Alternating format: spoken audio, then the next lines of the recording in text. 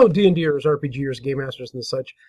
Most of the videos online about OSR stuff is directed pretty much at Dungeon Masters. Let's look at this module, let's look at this, let's try this new skill set or something like that, or describing different methodologies of play, or even different, basically editions of play.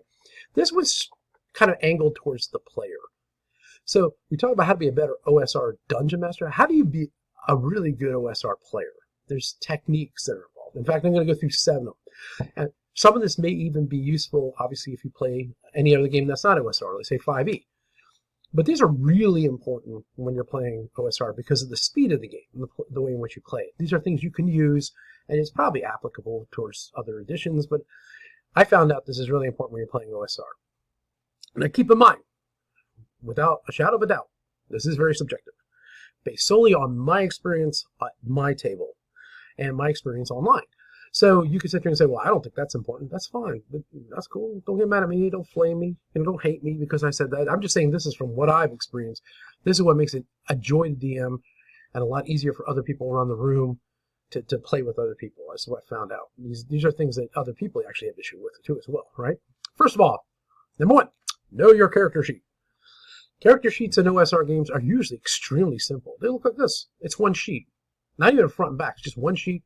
Stats. This is Swords and Wizardry, this white box. You can look at Lamentations of the Flame Prince, and you can look at anything. They're about the same. It's just one sheet, right? You usually have your bonuses down here. The big box area, hit points, saving throw, armor class, are usually delineated just like it is here, right? You can have a spell list, class abilities, and then sometimes you flip it on and go on the back. I actually do note cards. Just a 4x6 note card has enough stuff on it to hold all the information you need to know. For example, I got one right here. So the cool thing about OSR, it's kind of light, the amount of information you need. It can all fit on one little note card. So why not know it? If you know it, it makes the gameplay so much easier because you're not flipping a sheet back and forth trying to find it. You know where everything is on your sheet. That's really the important part, all right? Here's an example of another white box sheet. Super simple. Like I said, the note cards. I use note cards when I'm playing games with kids. This is a white star sheet. They're all kind of set up the same way. Lots of space to write stuff, and then you put any kind. Look, most of this stuff's notes. So know where things are on that sheet. Number 1, okay. 2, memorize your base to hit bonus. It doesn't matter if you're a wizard. It doesn't matter. Something's going to come up, a crucial, and you're going to have to jab it with the staff, hit it with the dagger, throw a dart at it. Whatever you're going to do, you're going to have to hit something. Fighters obviously are going to have to know this. Clerics, paladins, everybody knows to know what it takes to hit something. Okay, so this is a technique I use at my table with my players and with your character sheets, and it's a suggestion. It makes it easier, right? So you want to have your base hit bonus on one thing and the damage after everything that you're going to be doing. For example, we use ascending armor class. That's why this works so well. So I use a 1d20 plus for the attack, and damage I say 1d whatever the weapon is plus. So here's Dale and Fletch, and we're playing a game right now, me and Mike, and this is the Stoneheart Valley. So it's a magic warhammer +1. So if he holds it, it's d20 plus 6. That's what it takes to hit. 1d4 plus 5 is going to be the damage. For throwing it, he gets an extra because of the dex bonus, right? So he gets a +7. So these are things you have to know. If he has a sling, 1d20 plus 6 with 26 bullets, right? These have a little further range. And then also, you want to put the damage below it. 1 shot per round. Here's Fletch. Obviously, his situation is a little different. He's got a bastard sword, a dagger, then he has a magical compound bow that does more.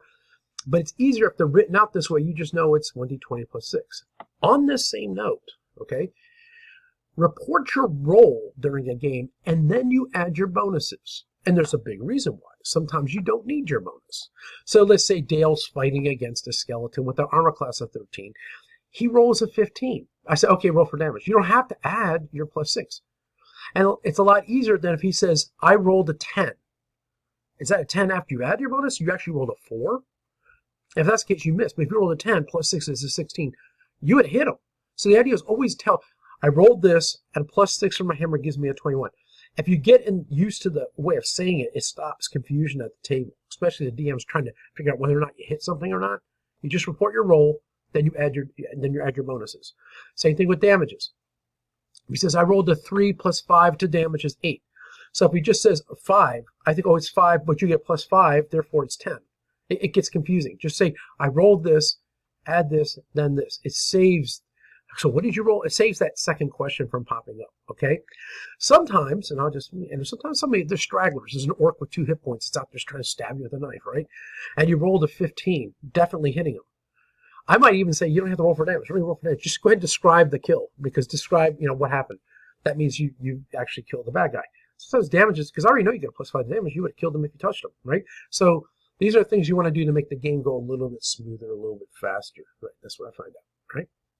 Number 3, learn your system your DM is going to use for skill checks, and make yourself a personalized, simplified chart for doing it. In OSR games, you can have several options. One of them is no skill check at all. The DM just says, hey, you can do this. No, you can't do this. Yeah, you can do this. No, you can't do this. That's how we kind of played back in the 80s. But I know skill checks is something that's been incorporated in the game, right? So some of our roll a d20 under your stat score, right? You can roll 3d6 under your stat score. And I think with White Box and White Star, from what I see, it's a 1d6, and it's based on whether or not you got a bonus or not. So usually all skills are like a 2 out of 6 or a 1 out of 6. And then you get the bonus added to it. So I'm going to give you a couple examples here. So here's Dale and Fletch, right? If it's 1d20 roll below your stat, they have an 85% chance of success with an 18. So if he rolls a 19, a 20, or an 18, or I should have said that in order, so 20, 19, or 18, that's a failure. That means 85% of the time he's going to be fine. Now, people find it confusing, roll under, roll above, and that's why 5e makes everything ascending. But I think it's roll down for skills, roll up for attacks. I think it's simple. Therefore, you're doing 2 different things. It's kind of, and I actually like a 1d6 thing. I mean, more than any of it, because it's almost pulled back from your stats a whole lot more. It's just your odds are this, and you get a bonus, right? So, and I'll explain that in the next thing coming up. But this makes it really easy for looking and say what's your chance of doing something. Dale wants to intimidate the local cleric into getting more healing potions. You got to use your charisma. So that means you got to roll 40%. You have a 40% chance. You have to roll below a 9. This also gives the player a real good chance of figuring out whether everyone wants to give that a tip. But that means there's a 60% chance you're going to get a mat. So maybe it's not something you want to do, right? So it's something to think about. It also keeps the dungeon master, as a dungeon master, makes it easier for making those hard to call subjective things. If you roll a dice, the dice just kind of determine it, and it's not an argument with me anymore. It's, you roll bad. You know what I'm saying? The other one is D6, which I like a lot. I use for White Star, White Box. It is usually because it tells you the odds up front. So when I say you have a 1 out of 6 chance, you have to roll a 1. Our 2 out of 6 is 33%. So you have, obviously it's a 33% chance if it's 2 out of 6. 4 out of 6 is obviously 66. You get the idea. But so I make a little 1d6 skill check chart. But let's say this is Dale's scores, 18, 14, 14, 12, 16, 9. So what would it take for him to pass a hard check, right, with intelligence? Well, 0, and a hard check's a 2 out of 6, right, based on what's going on, okay? He can also make his own personal chart on his sheet that looks like this. Intelligence, hard, 2 out of 6. Because he has his bonuses, plus, plus, plus, plus. There's no minuses here, right? But then he could turn around and he says, well, a normal check for strength is 4 out of 6, right? And then he can say, well, it's hard. Well, he can do almost impossible feats down here with strength, dexterity, constitution, right? But some of these other ones, you can't do some epic thing. You're just not big enough or strong enough. That's how it goes, unless you get some other bonus somehow the Dungeon Master gave it to you, right? So this makes this a little more easier at seeing your odds. It's 3 out of 6 is 50-50. I know it's a 50-50. I can do a normal check on I'm sort of smart, but not really kind of thing. See, a charisma, 50-50 chance of you passing whatever it was. It's kind of why I made this, okay? To make things just a little bit easier to look and see whether it's something worth doing or not. Like I said, and your Dungeon Master may have no checks at all. It's OSR. They don't have to have one. Just depends on what they like. I adopted it from White Box and White Star, and I really, really like it, and I tend to use it. So, number 4, when hearing descriptions of something, you really, really want to ask questions about your environment. So this is Stoneheart Valley. Me and Mike are playing it. I just grab a certain room, and it could say the main area. This is where hatchlings, da, da, da, da. And I might not read any of this out loud. But you just kind of go into a room, and it just seems kind of just very quiet. Was there noise around there? I don't know. What's it smell like? I don't know. So this is the idea. He came up to the entrance to something. A million questions could be asked. So when you say cooperative play, it's not just among the characters, it's with the dungeon master. They want you successful. They don't want you to fail. If they're one of those dungeons, now I get to kill my characters, I would suggest get into a different game, because that's not fun. It's not dungeon master versus you. That's not how it works, all right? Some people say, OSR, it's deadly. They kill. No, idea is you have to ask questions and figure puzzles out and find your best way through things, okay? So Mike and his two characters, Fletch and Dale, come up to the entrance to the tomb. I say there's some trees and there's some spiders up front, and this is basically a stone front. And he starts immediately asking questions. Well, how far are these trees away from the front? How far are they away from each other? How close are the spiders? Are they up in the trees? You start asking these questions, okay? And the reason why is it determines, based on your environment, what you're going to decide to do. So keep in mind, you have got to ask questions because there's only so much in those little spaces in the book itself because OSR doesn't write a whole bunch of stuff down. So you want to basically ask, and the Dungeon Master is a lot of times flying off his pants, making it up, hopefully writing it down, because if you find an inn with the clues he's given you, you might take this approach. You say, well, you said they were in the trees, so I can walk up to the trees? Yeah. And can I go to the base? Yeah, I guess so. Yeah, they're up in the trees. So now you've kind of pushed something, or I don't know how you plan on moving it, but it gives you something to work with, okay? So this is just big list of questions based on what's there. Something to think about, okay? And keep in mind, here's one that's my favorite one right here. It says, does it just seem monoliths? Why would he ask that question? Maybe he wants to string a rope that goes around here back and forth so the spiders couldn't get to him. Maybe, because OSR, it's unlimited. You can do about anything you want. If you come up with the idea and the Dungeon Master says, sure. Or he says, make a roll that says this. That's the cool thing about it. It's all imaginative of what you can come up with. That's what makes this game super, super fun. In play, these next few are from the wife. Okay, first number one, notes. Copious amounts of notes.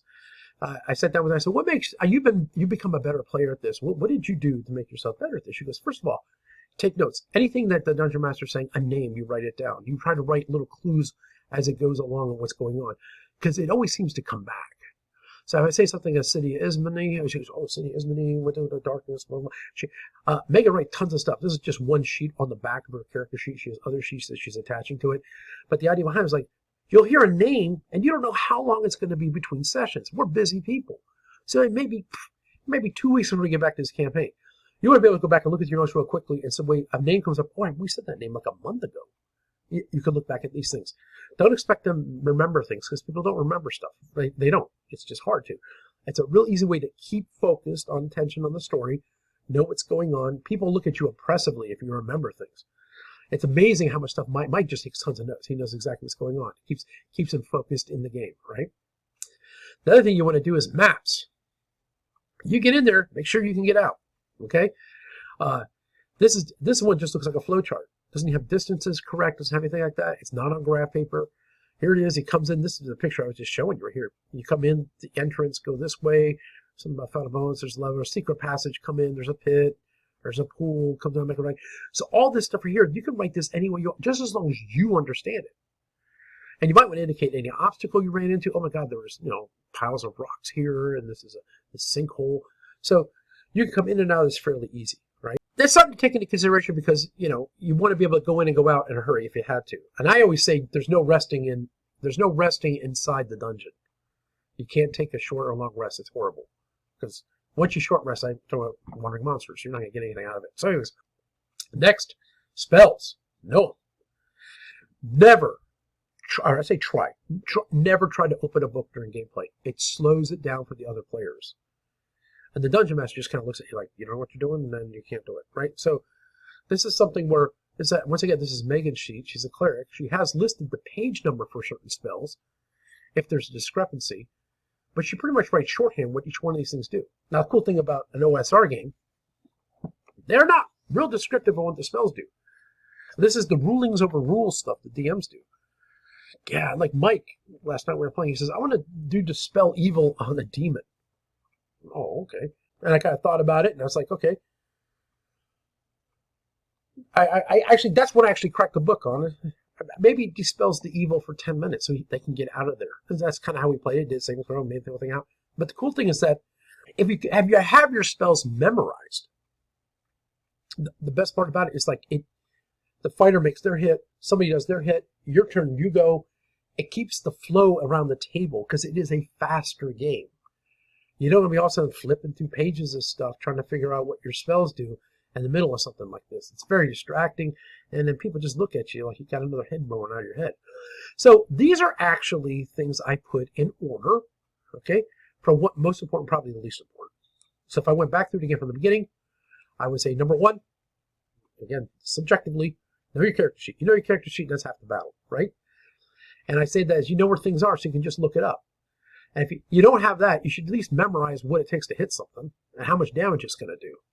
And with that, I would also report the roll and give the bonuses to these things because it makes the game easier. Also helps the DM should never have to do that. What did you roll?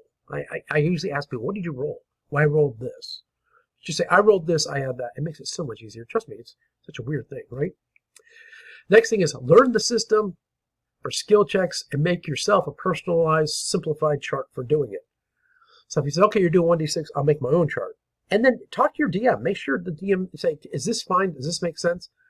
And they can either approve it or not approve it, but the idea at least let you understand that you understand how things are going to be checked. And I gave two examples. One was the roll under, and then was the d6 one on how that works, right? When hearing descriptions, ask questions. Remember, it's a dialogue between you and the dungeon master and the rest of the players. So you want to ask a ton of questions when you come into a room. If you can't see what's special about it, find out what's special. Why is it even there? Why even put it in there, right? Sometimes there's nothing special about it, but a lot of times there is. And you want to dig it out of there, try to find what's going on. Take yourself some notes because you don't want to go, I don't remember this. Did that ever happen? What's going on? Because I have some players, I have one player in particular, I won't say their name, doesn't take any notes, barely writes down anything. And then, what are we doing? And then kind of interjects like partway through, kind of like they weren't paying attention. And it slows play. People get frustrated with it. You don't want to do that. You don't want to frustrate your friends, right? Maps, it's easy to know way. One person can be a designated map maker. I would say have more than one because sometimes people are listening so much they forget to keep drawing the map. So as long as there's, okay, what is yours saying? What's mine saying? Oh man, we have a difference. Or, oh, it's the same. Sometimes it's nice to have a little level of redundancy. Maybe that person doesn't show up to the game that week. At least you still have a map maker, right? And the spells. Know your spells. It makes it so much easier when you're playing that you're not holding up the crew, right? With that, I thank you for listening, and hopefully you have a fantastic day.